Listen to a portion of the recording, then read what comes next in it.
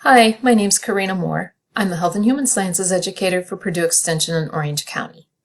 Over the next 6 weeks, I'm going to be sharing important information with you from Purdue Extension's Aging Well series. Health goals become really important as we age, and new habits and planning for retirement are pushed to the top of that list. So over the next 6 weeks, I'm going to share information with you to think about in those areas. Today, though, we're going to start thinking about nutrition and food, exercise, family and friend relationships, and living on a budget. When you think about nutrition and food, be sure to plan your meals ahead of time. Make a grocery list. Make sure you have enough food in the house in between times from shopping from one time to the next. Think about portion control. You want to have enough calories, but you don't want to have too many calories. So keep in mind that when you're eating out at a restaurant, the portions you usually get for one person are actually enough for 2 people. Choose natural foods over processed foods. So if you have a choice between something that comes in a wrapper and something that does not come in a wrapper, choose the one that does not come in the wrapper. Talk to your healthcare provider about any additional supplements that you may need, any vitamins or minerals that you might not be getting enough of in your regular diet. Next, I want to talk about exercise. Definitely plan daily exercise of some kind. You're going to aim for 30 minutes total, but if you've not been exercising, just start in small 5 to 10 minute increments and build up to that.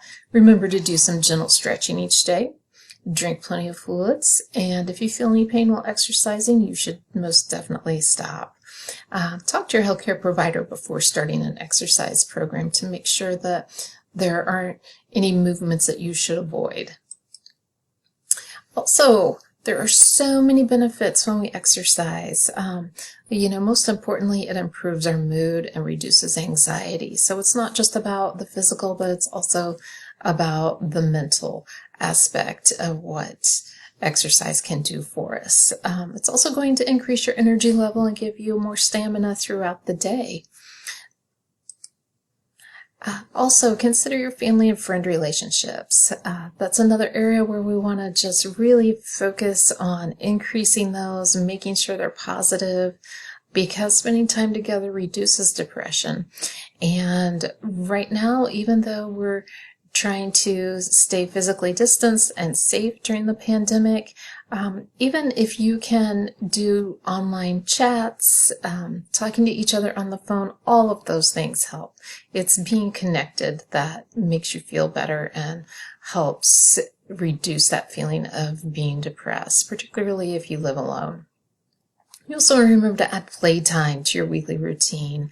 That's something that we often forget to continue doing as we age. Remember when you were younger and maybe you had certain outings and routines and dinners and movies. Don't give those up. Keep those on your weekly, monthly list of things to do that you enjoy. People who have healthy relationships absolutely live longer. It's a scientific fact. And if you are struggling for ways to think about making stronger or more connections, consider volunteering, joining clubs, or taking classes, which could be done in person or virtually. And last but not least, for those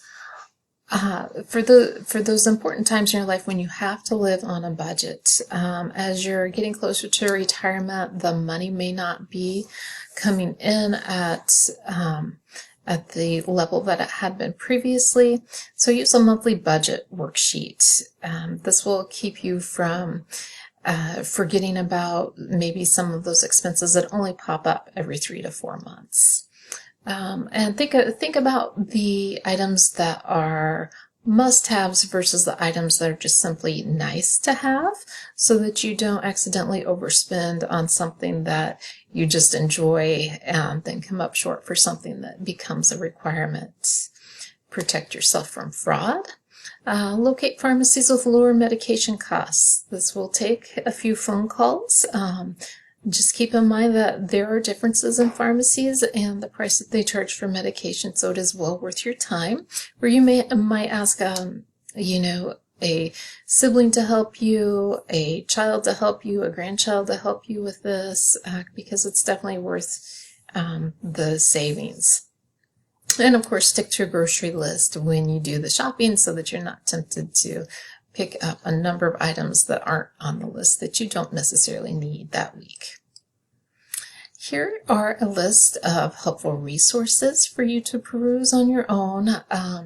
We have some that are just about aging from the National Institute of Health, nutrition, particularly about Choose My Plate, which will provide you with some additional information regarding dietary guidelines. The CDC has some excellent information regarding regular exercise, and there's one here for improving and increasing those healthy relationships in your lives. So thank you for being here this week, and I look forward to seeing you next week. Thank you.